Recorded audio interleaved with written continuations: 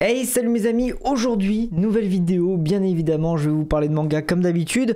Aujourd'hui, je vais donc vous parler d'un manga qui n'est pas encore sorti en France. Oui, je sais, encore une fois, tout simplement parce que, eh bien justement, il y a 2 semaines, je vous ai parlé de Keiju no 8. La vidéo vous a beaucoup plu, d'ailleurs vous avez été pas mal sur Twitter et ça m'a fait extrêmement plaisir à me dire que vous avez commencé Keiju no 8 et que vous aviez aimé. Et du coup ça m'a fait super plaisir, ça m'a trop donné envie de vous reparler d'un autre manga qui justement m'intéressait un petit peu, me donnait envie et qui n'était pas encore sorti en France. Du coup je me suis dit bah écoutez, je vais le lire, s'il me plaît j'en parlerai et c'est ce qui va se passer. Aujourd'hui je vais donc vous parler d'un manga qui n'est pas encore sorti en France et qui pour le coup m'a beaucoup plu, même si au début j'avais des grands doutes. Je vais donc vous parler de Shangri la Frontière. C'est un manga qui m'a un petit peu interpellé, si je puis dire, étant donné que déjà le personnage principal a une drôle de tête. Regardez ça, clairement il a une drôle de tête, du coup je me suis dit, qu'est-ce que donc ce manga qu'est-ce qu'il a à nous raconter, de quoi ça parle, etc. Mais je l'avais pas commencé pour autant parce que j'avoue j'avais un petit peu la flemme, et comme vous le savez je suis pas un très grand amateur de scan. Mais ensuite, eh bien le personnage principal de ce manga est apparu dans le dernier chapitre de Hippo. Et là je me suis dit mais... c'est quoi ce fuck? Pourquoi il y a un crossover entre Hippo et ce manga? Je veux savoir, je veux comprendre. Et du coup, j'ai commencé le manga. Et au début, il faut le dire, j'ai été très mitigé et j'avais surtout très peur. Pourquoi? Eh bien parce que c'est un petit peu, entre guillemets, un SAO-like. C'est-à-dire que c'est encore un manga dans lequel le personnage va dans un jeu vidéo. Et moi, clairement, ce n'est pas que je n'aime pas SAO, mais j'ai un gros problème avec ce genre de manga. Alors oui, ce style peut être badass, oui, ce style peut avoir de super personnages, oui, ce style peut nous faire rigoler, mais le gros problème avec ce genre de manga, c'est que je trouve qu'il manque d'enjeu. Nos personnages ne peuvent pas mourir, tout ce qui leur arrive ne leur arrive pas pour de vrai, et les méchants, eh bien, ne sont pas vraiment méchants puisqu'ils n'existent pas. Donc en fait, j'ai beaucoup de mal à m'accrocher à ce style de manga. Et justement, Shangri la Frontière est un petit peu différent et ce n'est pas du tout le même type d'enjeu qui est mis en avant dans ce manga. Et c'est ça qui m'a permis d'accrocher au manga. Mais bon, avant que je vous dise pourquoi ça m'a plu, il faudrait peut-être que je vous dise de quoi ça parle. Vous êtes donc plongé dans un monde futuriste dans lequel les jeux VR ont largement remplacé les jeux traditionnels que l'on connaît maintenant. Et vous l'avez compris, notre héros est donc un de ces joueurs qui aime passer son temps dans des mondes virtuels. Sauf que lui, son kiff, eh bien, c'est de jouer aux jeux les plus nuls de la planète. Lui, ce qu'il kiffe, c'est vraiment aller là où il y a le plus de bugs, exploiter ces bugs et devenir le boss sur ces jeux. Ouais, je sais, c'est carrément chelou, mais c'est son kiff. Mais notre personnage commence à se lasser de ces jeux full buggés et décide donc de tester un des meilleurs jeux actuels. Et ce jeu, c'est Shangri la Frontière. Donc voilà, en gros pour le résumé, c'est un personnage qui adore les jeux full buggés, qui va se retrouver sur un jeu parfaitement codé, dans lequel tout se passe super bien. Bon mais alors, qu'est-ce qui m'a plu dans ce manga? Qu'est-ce qui fait qu'il est différent finalement des SAO-like qu'on peut voir partout depuis que SAO est sorti?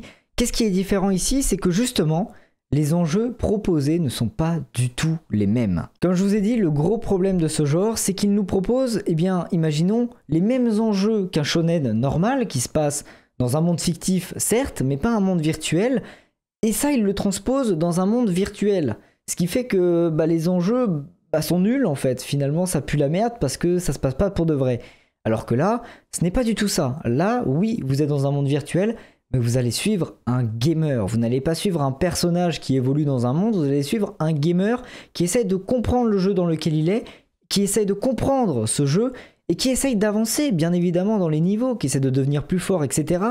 Mais ce n'est pas en mode « Oh, il faut tuer ce méchant parce qu'il est très méchant ». Non, ce n'est pas ça. Ce n'est pas du tout ça, et ça marche, pour le coup ça marche vraiment bien. En fait, SAO, ça marchait bien parce que les personnages qui mouraient dans le jeu mouraient pour de vrai, en tout cas pour la première saison. C'est ça qui marchait bien dans SAO. Le problème, c'est que tous les autres genres qui ont récupéré ce système de jeu virtuel, eh bien n'avaient pas forcément cette règle. C'est-à-dire que si tu mourais dans le jeu, eh bien tu mourais dans le jeu.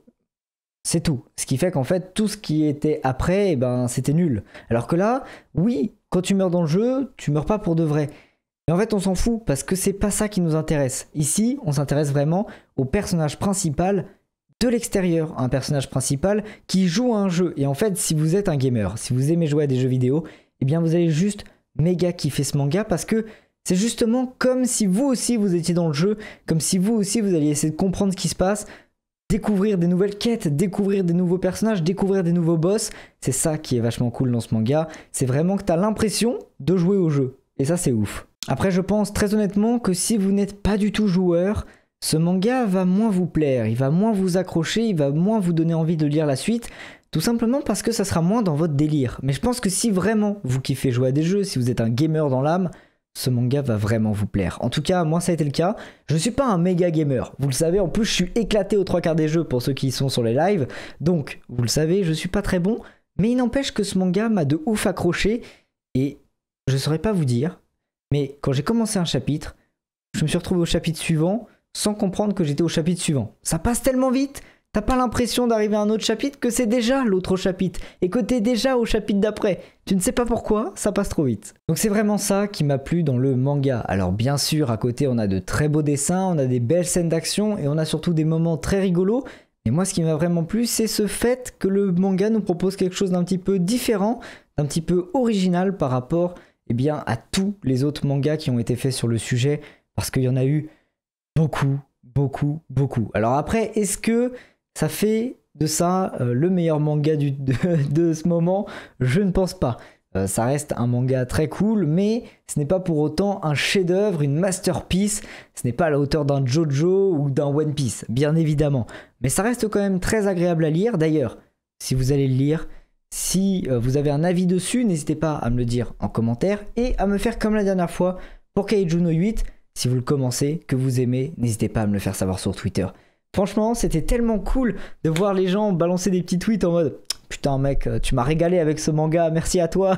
J'étais en mode « Bah cool, en fait j'ai fait mon travail, ça fait plaisir de vous faire kiffer. » Donc voilà, si vous le lisez, que vous aimez, faites-le moi savoir. Si vous aimez pas, faites-le moi savoir aussi. Ça me permet de connaître un petit peu mieux vos goûts. Et c'est toujours cool d'avoir des avis différents et opposés.